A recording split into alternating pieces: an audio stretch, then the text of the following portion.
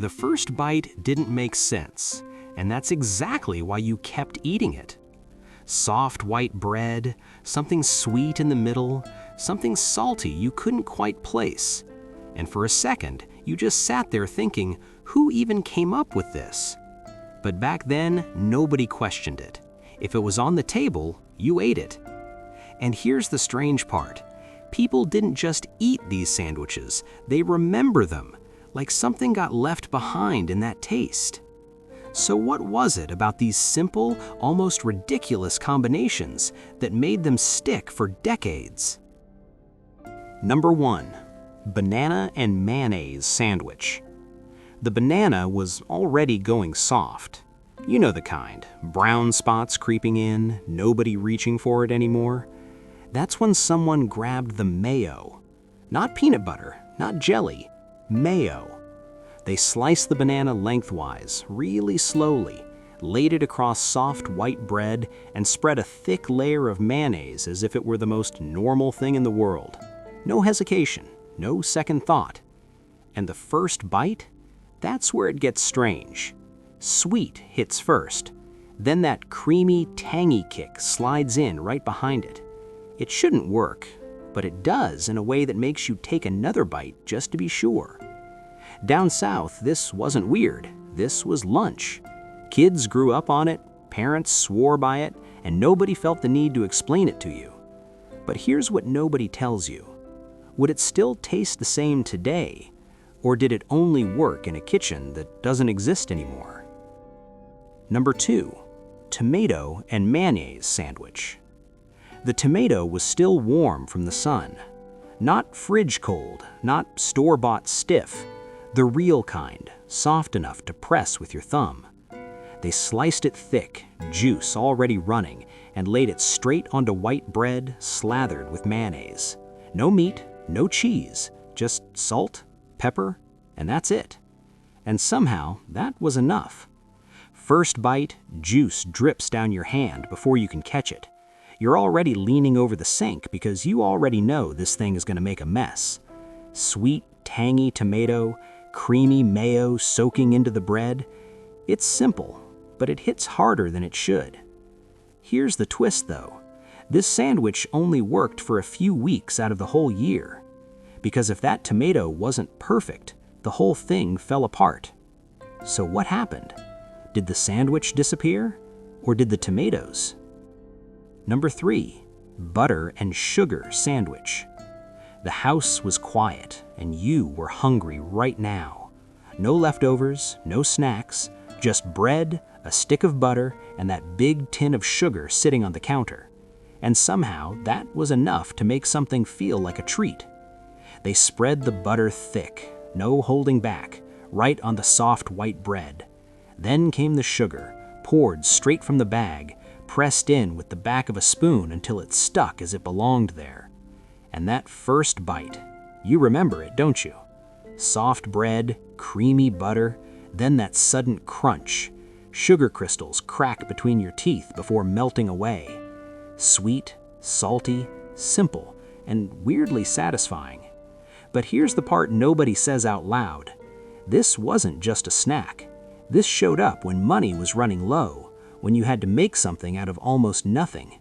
So was it really a treat? Or just a sweet way to forget what was missing?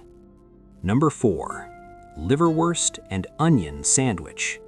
You could smell it before you even opened the paper. That sharp, heavy scent, the kind that filled the whole kitchen and didn't ask for permission. Liverwurst. Either you knew it or you stayed far away from it. They spread it thick, straight across dark bread. No slicing, just a smooth, heavy layer. Then came the raw onion, cut into rings so strong it made your eyes water before you even took a bite. And that first bite, it didn't ease you in. Rich, dense, almost metallic. Then the onion hits, sharp, biting, loud. It wasn't trying to be pleasant, it was trying to fill you up. Here's the twist though. This wasn't some oddball sandwich back then. This was a working man's lunch. Cheap, strong, and enough to carry you through the day without slowing down. So why does it feel almost impossible to eat now? Did our taste change, or did we just get too comfortable? Number 5. Peanut butter and mayonnaise sandwich. 2 jars, same shelf. Nobody thought twice about putting them together. Peanut butter on one slice, thick and heavy. Mayo, on the other hand, is smooth and cold. Pressed together like it was just another sandwich, nothing strange about it. But the first bite, that's where your brain starts arguing with itself. Nutty, rich peanut butter, then that tangy, creamy mayo cuts right through it. Not sweet like jelly, not salty like meat. Something in between that doesn't quite make sense, until it does. And here's the part that sticks. Kids ate this 5 days a week and didn't complain. Not because they loved it, but because this is what was there. So the question is, was it actually good? Or did it just become good because there were no other options? Number 6. Peanut butter and dill pickle sandwich. The jar pops open, and that sharp vinegar smell hits the air. Pickles, cold, crunchy, loud. And right next to it, peanut butter, thick, sticky, not even in the same world. And somehow, they end up on the same sandwich. Peanut butter goes down first, heavy and smooth. Then the pickles, sliced thin or stacked thick, no in between. Bread closes, and just like that, you've got something that sounds like a mistake. Until you bite into it. Crunch hits first, then sweet, then salty, then that sour kick cuts straight through everything. Your mouth doesn't know what to focus on, but it keeps going back for more. Here's the twist. People didn't just try this, they craved it. Some swore by it as if it were the best thing in the kitchen. So why does it sound like a dare today? And what do they know that we don't? Number 7. Bologna salad sandwich. The grinder was clamped to the edge of the counter, and once it started, it didn't stop. Chunks of bologna went in first, then eggs, pickles, maybe a little onion. You could hear it all turning together before you even saw what it became. Out came the soft, spreadable mix, pink, chunky, a little messy. A scoop of mayo pulled it all together, and just like that, it hit the bread. And the first bite? Creamy, salty, a little tang from the pickles, and just enough texture to keep you chewing. It didn't look like much, but it filled you up faster than anything else in the kitchen.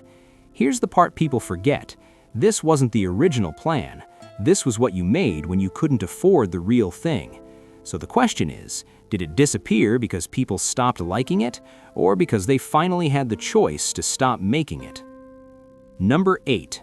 Egg and olive sandwich. The knife hits the cutting board. Tap, tap, tap. Eggs on one side, olives on the other. You already know what's coming just by the smell. Hard-boiled eggs mashed down with a fork, then those green olives, salty, briny, sliced into little circles and folded right in. A scoop of mayo, quick mix, and on to soft white bread, crusts usually gone. And the first bite feels different. Egg hits first, smooth and familiar. Then the olives cut through, sharp, salty, almost loud. It's not gentle, it's the kind of flavor that makes you stop and notice. Here's the twist though. This sandwich didn't live in kitchens, it lived at gatherings, church tables, card games, those quiet rooms where everything was arranged just right. So what happened to it? Did the taste fade away, or did the kind of moments that needed it disappear too? Number 9. Lettuce and mayonnaise sandwich. The fridge opens, and there's almost nothing staring back. No meat, no cheese, just a head of iceberg lettuce and that jar of mayo on the door. And somehow, that's lunch. They tear off a few cold, crisp leaves, no chopping, no fuss. Mayo goes on thick, almost too much. Then the lettuce gets pressed between soft white bread that barely holds it together. And the first bite? All crunch, loud, watery, almost empty at first. Then that creamy mayo fills in the gaps. It's cold, simple, and gone in seconds. But here's the part people don't like to admit. This sandwich showed up when there was nothing else to put in it. So why do some people still remember it so clearly? Was it the taste, or what it meant at the time? Number 10. Braunschweiger Sandwich. The wrapper peels back, and that smell hits you before you even see it. Smoky, heavy, Unmistakable, Braunschweiger. The kind of sandwich that didn't ask if you liked it, it assumed you knew better. They spread it thick, straight from the block, across dark rye or whatever bread was on hand. Mustard went on next, sharp and biting. Maybe a slice of onion if you were brave enough. In that first bite, smooth, rich, almost too much at once. Then the mustard cuts through, the onion hits hard, and suddenly it all balances out in a way you didn't expect. Here's the twist. This wasn't a kid's sandwich. This was something you watched your father eat, quietly, like it meant something. So why didn't it get passed down? Was it the taste, or the fact that nobody ever asked you to try it? The last bite's gone, but somehow it doesn't feel finished. Those sandwiches weren't just food, they were moments. Quiet kitchens, tight budgets, hands that knew exactly what to do without thinking twice. And once they disappeared, nobody really tried to bring them back. But here's what sticks. How many of these did you actually grow up with? And how many just sound like something you should remember? And if one of them showed up on your plate right now, would you take a bite or push it away?